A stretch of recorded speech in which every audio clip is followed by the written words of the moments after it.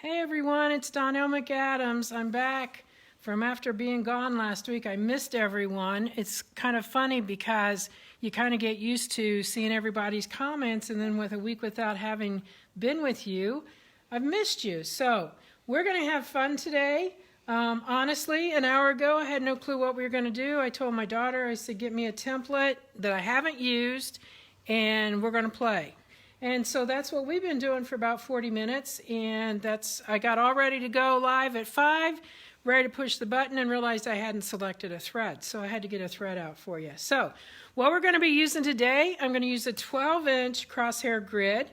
I have got simply a fat quarter here of fabric, and I've just placed it in the middle. We're also going to be using the outer rim tool, the circle outer rim tool. I'm going to be using my Circles on Quilts Wreath 11. This is the template that I have not used until about an hour ago. And obviously I need a Fix-On marker. Now for those of you that don't know, I'm not going to have any problems with ghosting because I have treated this fabric with 3 layers of Starch Savvy. Starch Savvy is similar to Best Press.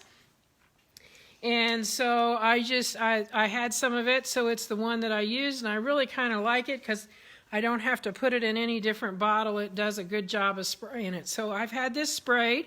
So what I'm going to do is I'm using my Fix-On marker. It's not the pen, it's not the one with the metal tip, and I'm going to mark these 8 lines. And then I'm going to be rotating it and marking an additional 8 lines. So if you've never done that before, you can see that I've marked those, and then I'm going to rotate this and line up the lines that are etched on top of that. I may have to make these darker for you guys to see them. I don't know if you'll be able to see this or not. This one I'll go twice. Actually, I guess I did 3 times. I usually use the fine line. So if you haven't purchased Fix-On markers and you're buying them, get the fine line. But if I used fine line, you wouldn't be able to see anything.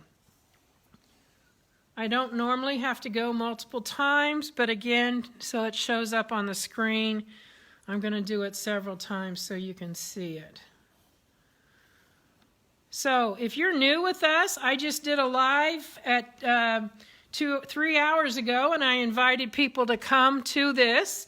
And so if you're new, give us a thumbs up or a like. I'm going to have to mark a couple more of those, Megan. Give us a thumbs up or a like because we're glad to have new people joining us. And like I said, we just did a live with a store, Quality Sew and Vac, and they're in Washington State. And so maybe some of you were on that with us. And we just got a bunch of thumbs up. Well, that's good. Exciting. I'm glad you guys came back. All right, so this is marking 16 times. The rest of you tell us where you're from. And now you can see that I've got my center right here. So what I'm going to do now is I am going to use my thumbtack. And this is what the Circles on Quilts Wreath 11 looks like. And this is one that we're going to be rotating on a thumbtack. Now I can tell you when I get templates, I don't know much about any of them. I don't know what they're going to do until I start playing around with them. And this is one that is going to have a lot of potential. You can see I've got a Christmas fabric here on the back of this one. I'm hoping to turn this into a Christmas wall hanging. Whoa, I missed that. Because it's never too early for Christmas, right? No, it's almost Christmas in July. So anyway, we can always get started. So what I'm going to do is I am going to show you why I put my arrow here. When I do this design, I'm going to start and I'm going to go around and I am going to be rotating this, and I have to stop right here. Now if I pull this up, you can see it on this side. That is right in the same spot on this side. So in order to be able to rotate this, if you've worked with the Spinifex, or excuse me, the Spinning Wheels 36, that comes in the sampler set, you know that we sew from A to B. Now, I imagine I could do the same thing here, but I wouldn't have any closure in the center. And the design I'm doing, I want to have closure in the center. So I've got my stable tape. You can see I kind of put some skinny ones down here.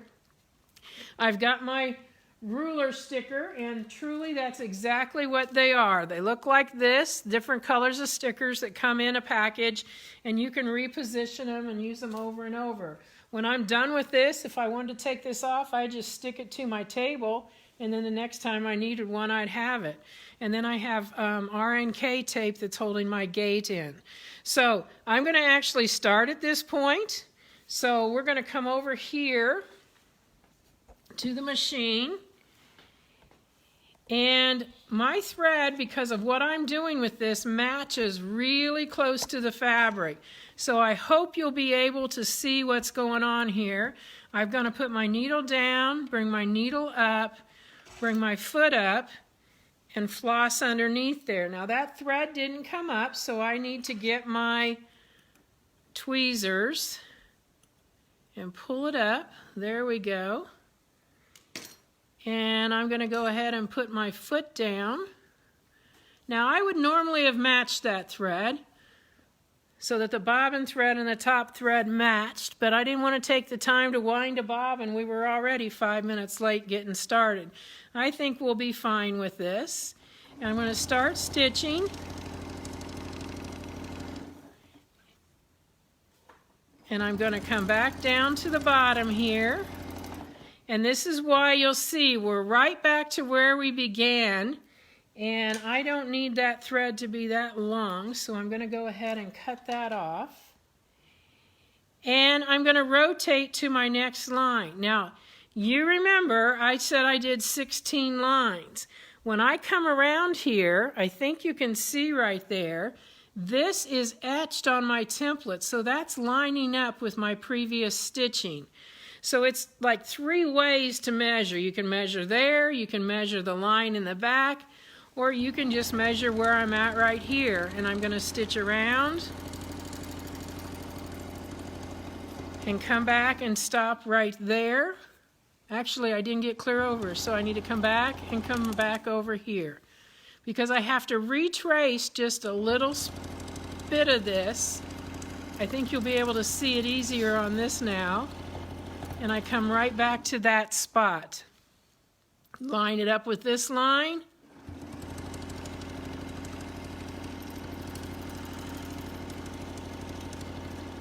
We have a great question from Carol. What distinguishes the difference between spin effects and circles on quilts templates? You know, that's a great question, and I'm not really sure how to answer that. So I will try. I don't know if Stacy's on with, but if she is on there, she might be able to answer that. But if not, I will find out next week and let you know. Because I know that, believe it or not, when Leonie named the templates, Spin Effects was a flower. It is a flower in Australia. And that's why she named that, and I'm not certain that they all spin like we think they would. Circles on Quilts is doing what we're doing, where we're moving around in a circle, sometimes on the thumbtack, not always. And as those of you that were with me for the class with quality, you notice that I showed you how many different things, well, I didn't show you all, but I tried to show you a lot of different things that we do with the various templates. And so I can tell you that this one right here is one that has a lot of options, because we could actually not use any kind of a thumbtack. We could have this as our center point, so it would be rounded all around the outside. So there's always a ton of things that you can do with it. What about the spin effects versus the spinning wheel? Is there a difference there? Again, I'd have to ask. Good questions, you guys.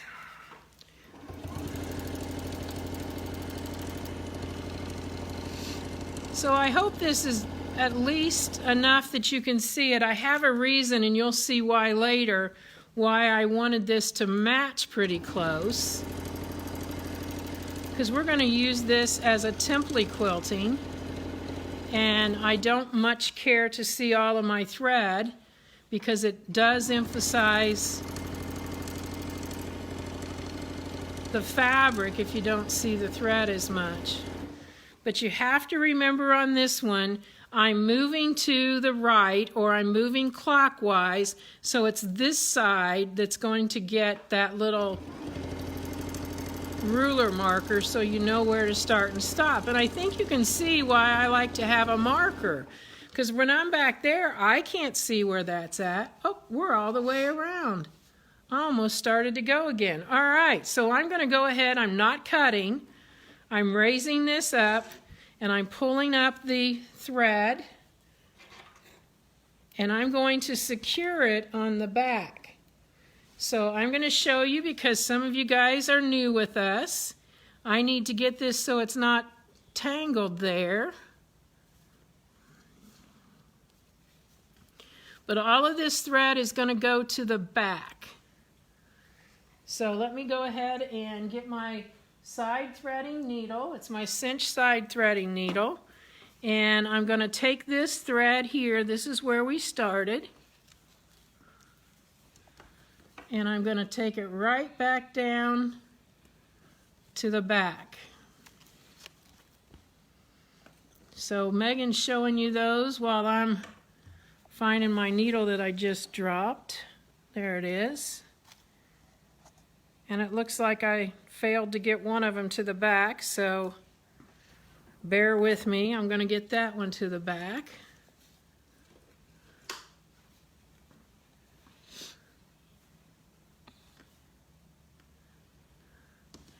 So I'm going to take this right back down in that hole too. And what I just did might happen to you. So I want you to, first of all, can you see my stitching there? If not, you can certainly see the effects. I'm going to flip this over and show you what I have. One thread that's over here by itself.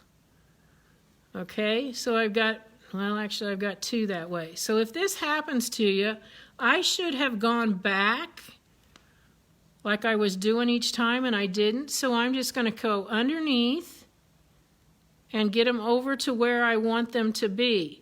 Now you want to make sure that you're just under fabric. You're not, you're not out on the front of your fabric.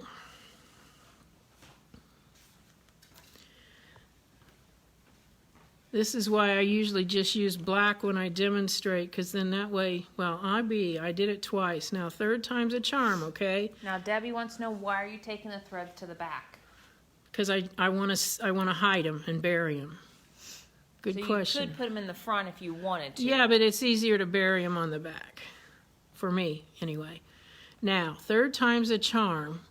Did it come? One did, one didn't. Boy, oh boy, you guys are getting to see it all today. We've got another question. Laura wants to know, are the side needles better than the top loading needles? Yes, because the top loading needles that I've had sometimes shear my thread, whereas these don't. So it's, it's just totally up to you. But now I got all four of my threads there. I'm just going to take two and two in each hand, and I'm going to tie it in a knot.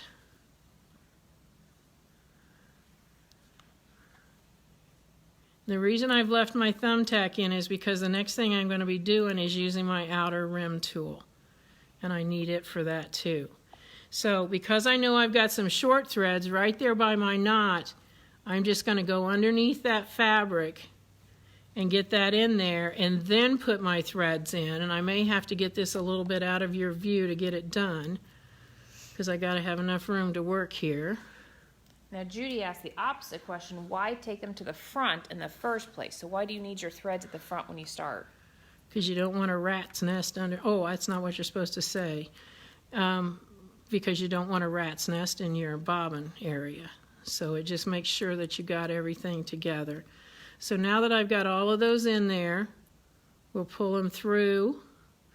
And now that knot was right there. You can't see it. It's buried. And I'm going to just trim that thread right close to the fabric. And so now it's popped under. You kind of even heard that pop in there because I've buried that knot. Now I'm going to flip this back. And what I'm going to do this time is I'm going to show you how to use this outer rim tool. Now, I've shown this before. It makes perfect sense to me now because I've been using it quite a lot. But if I wanted to sit this on here and I wanted to use a fine line marker and I wanted to make a certain size circle around here, I could put this in here and make that circle go all the way around. So that means I am using the numbers on this side. Now I'm going to set this is my fine line, I'm going to set it in there, and you can see how right while I'm working with this, I'm hitting my needle bar. That's why I'm having to stop each time. But I want a circle that's a 6-inch circle for the design I'm going to use. So I'm just marking that all the way around, right off, I hope you're able to see this, right off of that same pen. I also know that I need a 10-inch circle. So I'm going to come up to the 10 on this side, which is right there. And I'm going to put that in there. And I'm going to mark another line or another circle. Now the last time I did this, I was using the opposite end of that because I did not need the circles. But for this one, I'm just using this with my fine line marker, and the only reason I'm going back and forth is because of the fact that I want you to be able to see it. So you can see I've got a 6 and I've got a 10-inch line. Now what I need to do is I need to make my marks that are halfway between. I'm still going to use that pen so I can, or that thumbtack, so I can just line this up with my ruler and make a line here and a line there. I go to the next one, I make a line here and a line there. And a lot of them are looking for this ruler. So what is you have it named as? This is called the 12.5-inch centering ruler. It's available on my page, which is, my website is SewBizMarion.com, or you can get to it by going to my Facebook page, which is All Things Quilting and Sewing with Donelle McAdams. It's not available through distributors, and so for that reason you can get it from me. But you can use any ruler. I'm just using this as a straight edge at this point, but obviously I have a lot of other uses for it because it is a centering tool. So all I'm doing, this just makes it faster to leave that thumbtack in there as my center point to rotate around. And these are just kind of little tricks of the trade, so to speak, because otherwise it can be really frustrating. So like you don't have a handout for this particular one. I may end up putting this as a class in the university, which if you're not familiar, the university has a whole lot of information and classes that you can take.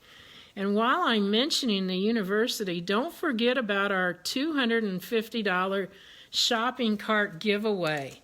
You'll find all the information right on the Sew Steady page, but that's like you just go in and load up your shopping cart and maybe you'll be the winner of what you've put in there. So it's with your local store, but you're going to work for it through Sew Steady's website. So go in there and see what's going on. That's going to be a lot of fun to put those things in there and be able to get them if you were the one that won that. So that's going to be a great giveaway.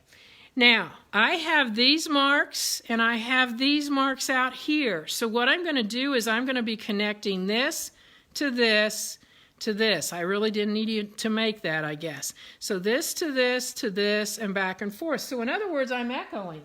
So what I'm going to get is I'm just going to get my small ruler, I guess I just put my templates away. Hang on here. I'm getting my template, just my straight edge here.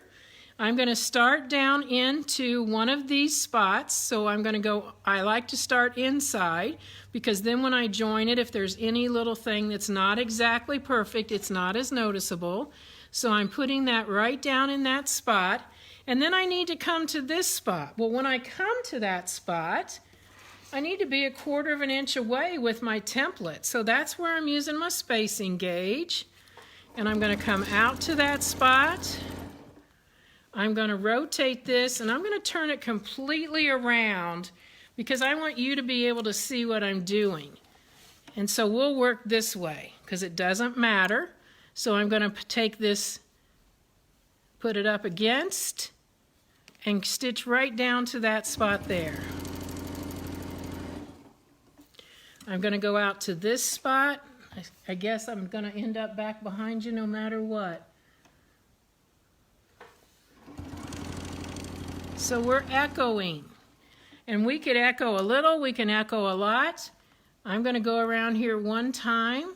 And I know my spacing gauge is a different color. That's so you can see it as I use it. Maybe if I go this way. So you can see how drawing those circles just as simple and quick as I could, I now have my spots marked where I can then stitch to and from.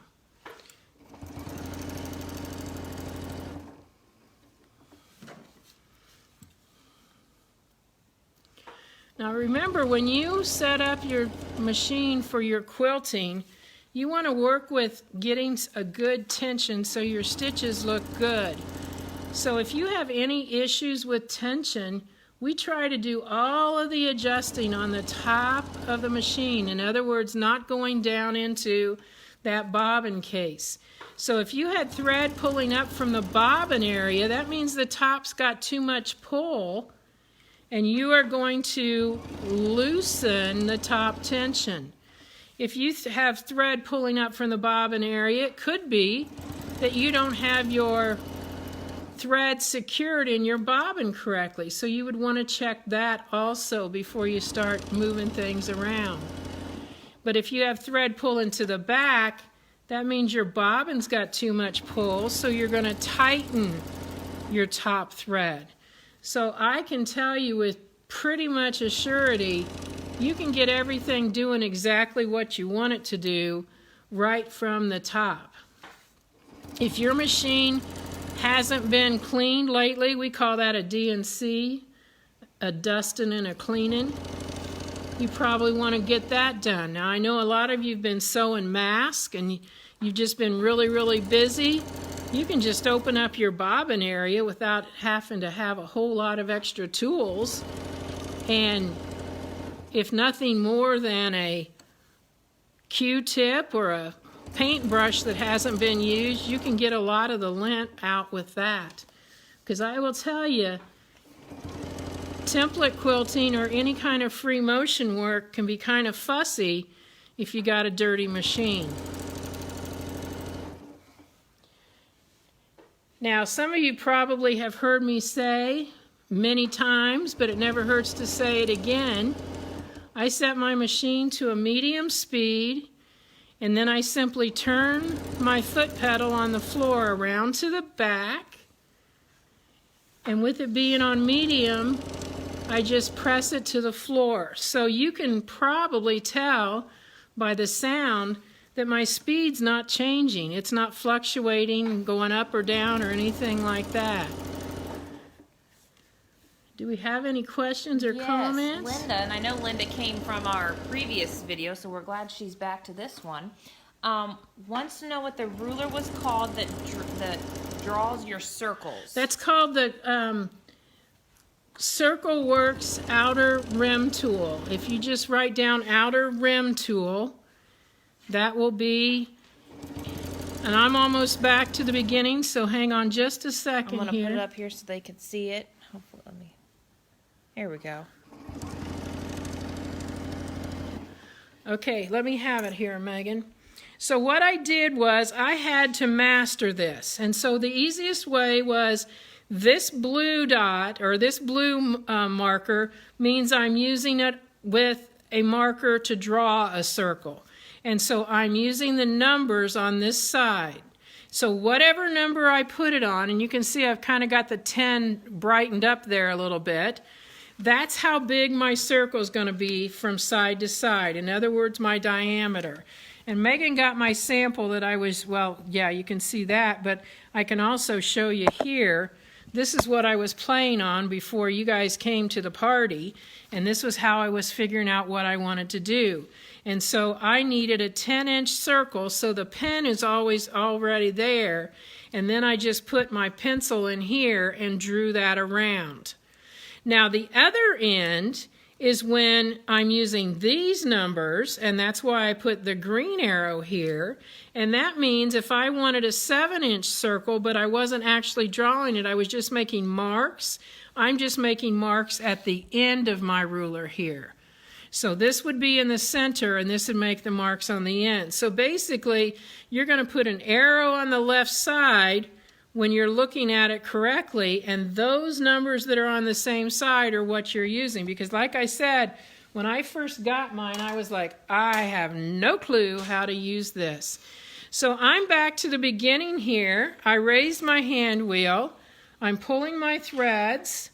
And yes, obviously I could pull these to the front and tie the knot. I like to take them to the back, so that's what I'm going to do with this one. And just as a little hint, you know, on the back of things that you get in the mail, like calendars from the realtors or the insurance agents or whatever, they have these little magnet things. And so I just rip those off when I'm done with them, or maybe even when I just get them if I don't need a calendar. And I lay those to the side of my machine, and they just hold what I need for magnets. And so I have a couple of these laying over beside my machine, and it holds those needles in place. So it's one of those things, well, you're probably thinking, she's a crazy recycle lady, kind of. I actually have the best little trash bins at all of my sewing machines, and they're nothing more than a used square Kleenex box, but that's a great little trash bin for your sewing machines. So when I'm finished with pulling those to the back, again, I'm just going to take these and I'm going to put them in twos. And if I've got two different kinds of thread, I usually put them in one in each one. And so I know you probably can't see all of this right here against this fabric, but it's, trust me, I want to use this project, so I'm going to make sure I've got it tied so it's not going to come out. And we did have a question for people who've been watching you throughout COVID and everything. This is a different method than what you started out with, correct? It is, because and that's a great question. I'm glad you guys mentioned that. Because when I first did it, I was actually making too big of a knot. And this one is much smaller because you're tying them in a different way. Thanks for noticing that. Because this is a better way to do it. Anytime I find something better, I want to share it with you. And right now I'm going to have to move this so I can get where I can see it. I don't know if you can still see what I'm doing, but so even the teachers keep learning. Oh yeah, experience is the best teacher.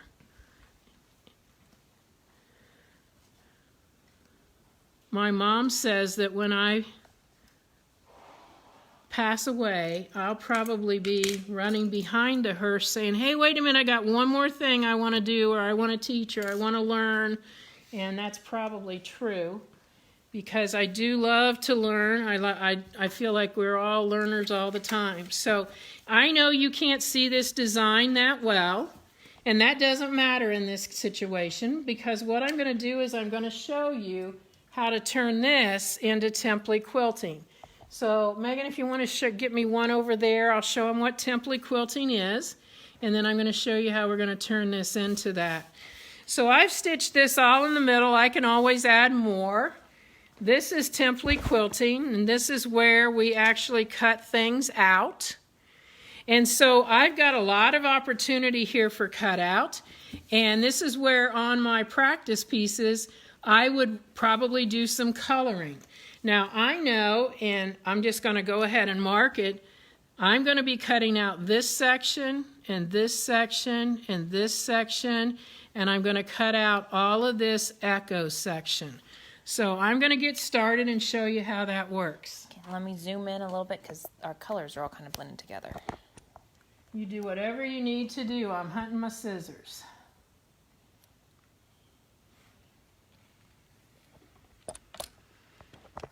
Do you want to put it down lower for doing this? I think I'm good. I'm just going to put it to the side here a little bit. So what you want to get is a good, sharp seam ripper. Now you're not going to pick those up for $1.99. And what you're going to be doing is you're going to get under this first layer of fabric. Now before I go there, I should show you that the first layer of fabric has heat and bond light on the back of it. So the heat and bond light has not been fused down. It won't be till I'm finished. This is my peeker fabric that's going to peek through wherever I cut. Then behind that is just my batting layer and my backing layer. So what I'm going to do is I'm going to go into this little one right here, and I'm going to lift up. And sometimes it takes a couple times, and I'm going to kind of feel around. And if I don't feel like it's getting caught in batting, then I know it's okay. So I can go ahead and I can cut that layer. So all I'm going to do is get a couple of these started. See me kind of just feel around there. And trust me, if you make a mistake and cut the layer underneath there, just go ahead and proceed. And when you get done, you can go back and you can put a little bit of fray check on it and it'll be okay. So that's going to get cut, and this is going to get cut. So I want to get underneath here.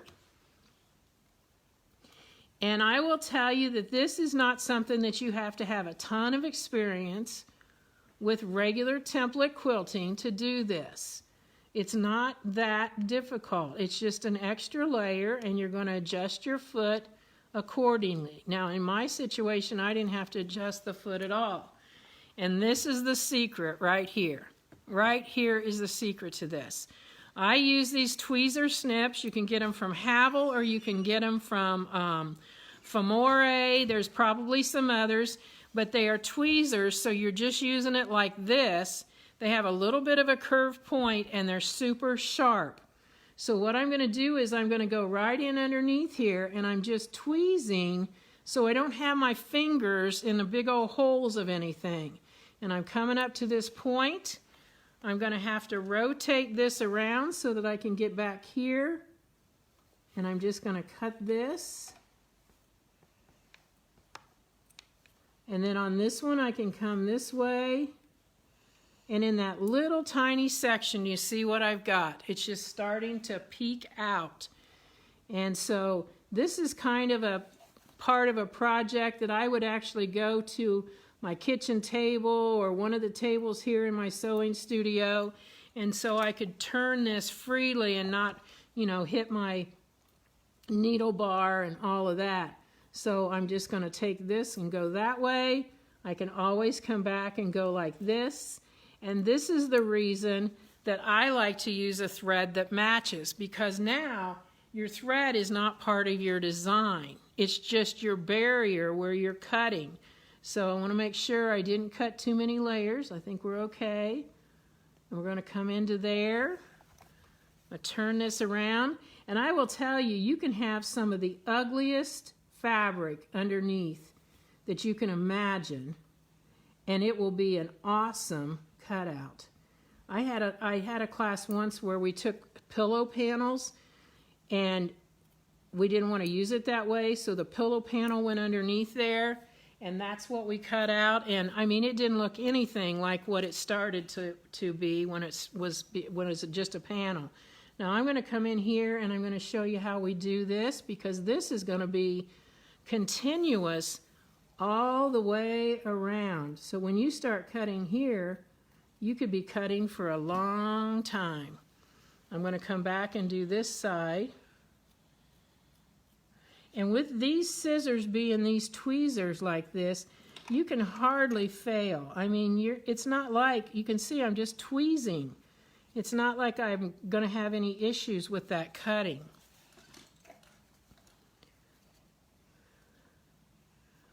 Any questions? I don't think any. They're having some issues looking for the outer rim tool, but I just put a link up to ours if they Yeah, can't we find can it. get it to you. I would encourage you to go to your local quilt store first, but if they don't have the products or don't carry it, just, we'll get you fixed up. I was a quilt store owner for 35 years. I still have my online store, but I know the importance of supporting that local quilt store. They're loving those scissors. Can you tell them the name again? These are what are called 4 1/2 to 4 3/4. I'm not sure which. Embroidery snips.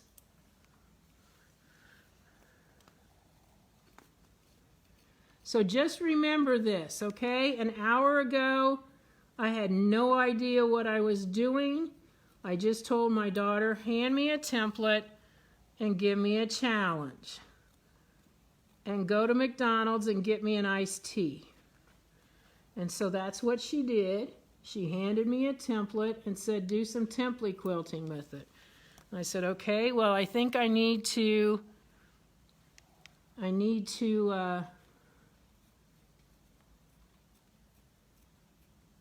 add the outer rim tool. So that's why I added that, because that makes it so much faster. Yeah. So I think Megan's going to find a picture of it so she can put it from her iPad underneath here so that you can see what they look like. But you can see how easy this is to cut this out just by having those little tweezers rather than having to deal with scissors that are bulky. I didn't like doing this until I got these little scissors. I'm going to go ahead and cut this part here and cut it out so you can see what's developing around there. But I want you to see I can also go in and cut out this center, and I've already got a little hole there. Now this is not going to be an exact circle. It's going to take me a little bit, but this has a little bit of rounding to it in each one of these.